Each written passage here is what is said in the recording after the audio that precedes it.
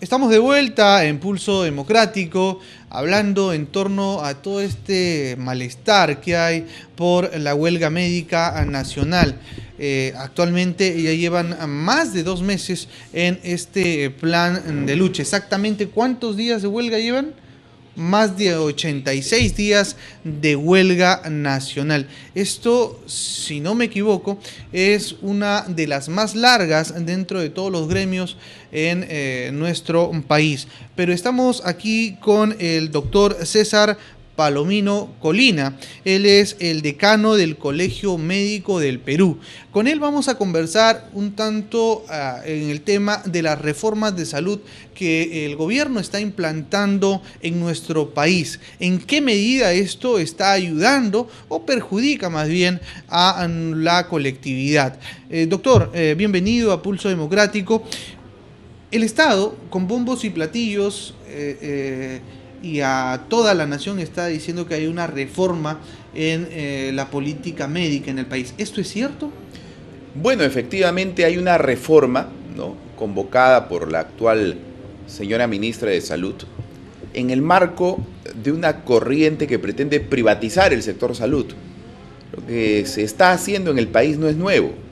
En realidad esto empezó en la década de los 90 con el cambio en la constitución política del Perú, donde la salud ya no es un derecho, pasa a ser una especie de corresponsabilidad entre el Estado y la persona, siguiendo pues las recomendaciones del famoso consenso de Washington.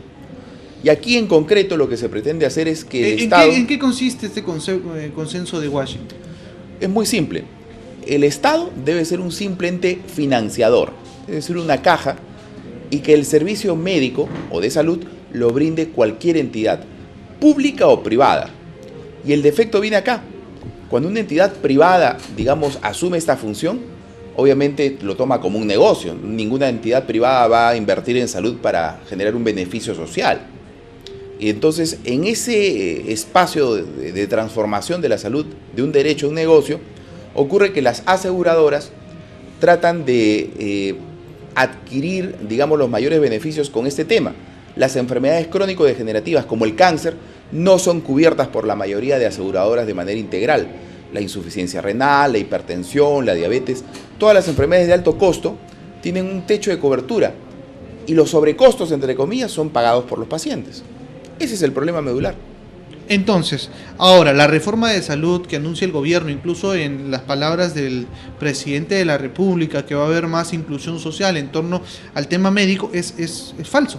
No es correcto, obviamente, porque lo que pasó, por ejemplo, en Colombia, donde ya este modelo se ha aplicado hace 20 años, significó... En Colombia se ha privatizado la salud pública. A través de tercerizaciones, de asociaciones público-privadas, como se pretende hacer acá. ¿Y cómo ve usted esta situación de que el Hospital de la Solidaridad esté entregando este servicio que no entrega el MINSA en muchos casos? Claro, es otro sistema, el del hospital, entre comillas hospital, porque no tiene esa categoría de la solidaridad, brinda consultas ambulatorias en un sistema tercerizado en donde también a los pacientes se les cobra. Y dicho sea de paso, las atenciones del seguro integral en los hospitales de la solidaridad se ha suspendido por falta de pago, porque resulta que no es negocio. Un ejemplo muy claro, cuando ocurrió un incidente en la... O sea que el Hospital de la Solidaridad no está atendiendo ya a pacientes del CIS. No, han suspendido por lo menos en 6 de sus hospitales la atención porque no tienen categoría de hospital. Y segundo, porque el CIS es un mal pagador. O sea, el CIS no paga porque se hablaba de que el CIS estaba sufragando todos estos gastos y que estaba incluso pagando más de lo que se debía. Claro, lo hacía hasta determinado techo, pero después ha habido problemas presupuestales.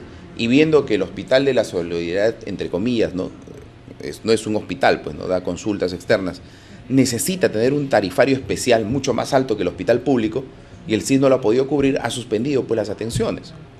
Entonces, ese es el defecto central. Se pretende hacer una reforma bajo ese modelo de aseguramiento y lo único que se hace es tercerizar todos los servicios. ¿Y la población cómo se perjudica? Cuando hay sobrecostos, la población paga esos sobrecostos. Entonces, eso es exactamente lo que pasó en Colombia, en España y en Chile. ¿Y eso es lo que se pretende implantar acá? Sí, eso es lo que se está implantando. Se hablaba que se está privatizando por fragmentos al Hospital del Niño. ¿Esto es cierto? Claro, empiezan a tercerizar los servicios, ¿no? Han empezado ¿Cuál es la modalidad? Por ejemplo, han empezado por la famosa bata gris. ¿Qué cosa es bata gris? Se supone que debe ser limpieza, administración, seguridad. Y ellos han considerado en una interpretación auténtica que bata gris también es el área de laboratorio, de diagnóstico por imágenes, donde hay médicos trabajando, personal asistencial. Y al tercerizar esos servicios resultan más caros. Porque, como repito, ninguna empresa privada se va a meter a un negocio para perder, ¿no? Tiene que ganar. Entonces, tiene una subvención del Estado, pero tiene un tope. Por encima de eso, alguien tiene que pagar los sobrecostos, y ese alguien es el paciente. Entonces, no se habla de una adecuada. ¿Y cuál es, con usted como decano del Colegio de Médicos del Perú, cuál es la posición o la propuesta que le hacen al gobierno para sufragar este problema? Bueno, en todo el mundo, incluso la Organización Mundial de la Salud lo ha demostrado, los sistemas de aseguramiento no van, ¿no? En Estados Unidos, el propio presidente Barack Obama ha intentado cambiar ese sistema y llevarlos a un sistema de salud pública, pero no ha podido por la fuerte oposición de las empresas aseguradoras y de los lobbies farmacéuticos. Hace poco presentó una iniciativa, por ejemplo, para que las trabajadoras, ¿no?, en Estados Unidos tengan una ampliación en su seguro para lo que es salud sexual y reproductiva, para lo que es anticoncepción. ¿Y cuál es la diferencia entre el sistema? Y si me permite explicarle, allí, por ejemplo, las aseguradoras dijeron no vamos a ampliar la cobertura, salvo que nos paguen más. Y presentaron una acción legal y el presidente Barack Obama perdió esa acción legal. Entonces, ese es el fondo, eso es lo que yo quiero explicarles. Los sistemas de aseguramiento en el mundo recargan los sobrecostos en los pacientes. Lo que funciona y lo que proponemos es que haya un sistema único de salud. No puede ser pues que haya un desorden acá, en donde los hospitales, por ejemplo, de la policía dependan del Ministerio del Interior, los hospitales del Ejército y de las Fuerzas Armadas dependan del Ministerio de Defensa, los hospitales del Ministerio dependen en Lima del Ministerio de Salud, pero en cada región depende de cada gobierno regional, los hospitales del Seguro Social del Ministerio de Trabajo. Pero es parte de la descentralización esto. Pero ha sido un fracaso, estamos viendo varios presidentes regionales presos por corrupción. En eso usted tiene razón, pero a la larga esto no...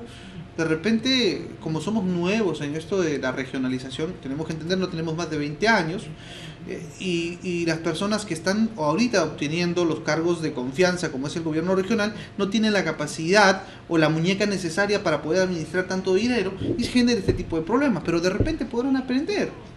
Mire, en los países que han descentralizado con éxito todas sus funciones, por ejemplo en Suiza, hay cantones inclusive, donde cada región tiene su propio congreso y sus propias normas. Aún en esos países que han descentralizado absolutamente todo, hay tres cosas que mantienen un régimen central: salud, educación y defensa. Esos factores no se pueden descentralizar porque si no, no puedes hacer planes nacionales. Está bien, cada región puede administrar, digamos, de manera proporcional lo que le corresponde, hay patologías propias, hay una epidemiología propia de cada región, eso nadie lo discute. Pero si tú, por ejemplo, fuerzas ese tema al extremo, que en estos momentos el Ministerio de Salud firme una resolución ministerial y no cruza la avenida Venezuela con Fawcett en Lima, porque en el Callao ya es otra región, ya no tiene validez, eso genera desorden. Había una transferencia de funciones, más no una transferencia económica completa tampoco. Entonces, se ha hecho de manera apresurada, se ha apuntado mal una especie de desembarazarse de este tema, y encima, siendo una cartera pesada para economía, lo que piensa hacer ahora es tercerizar los servicios hacia el sector privado. Por ejemplo, sus famosas asociaciones público-privadas, la primera que han generado en el Seguro Social, donde derivó un grupo de 9 menores de edad, de 9 niños, para unidad de cuidados intensivos, a la Clínica San Pablo.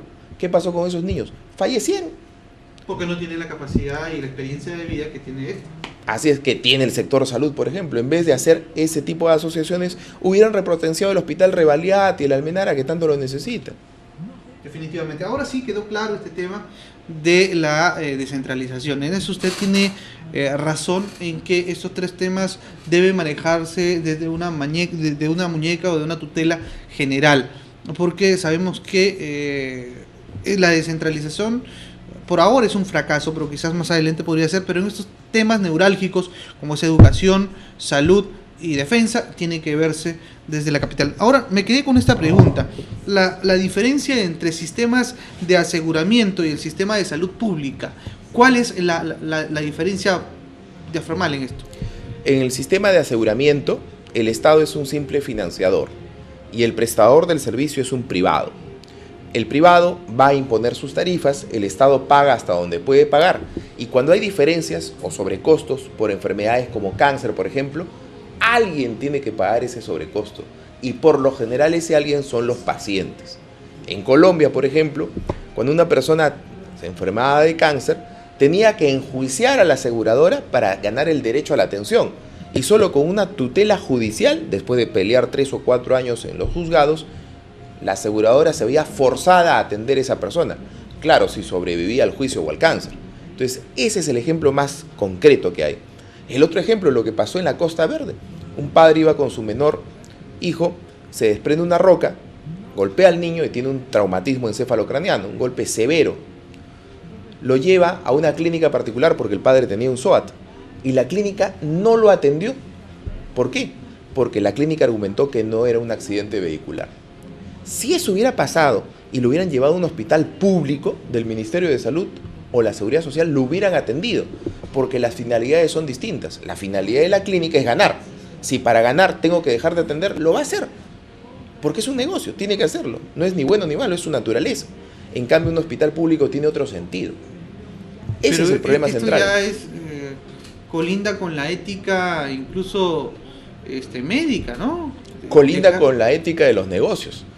Mire, el mejor ejemplo, el más gráfico que puede haber, hay un documental que hizo Michael Moore, que es un cineasta norteamericano, sobre su sistema de salud, el que Obama intenta cambiar para mejor y no puede, que se llama Psycho.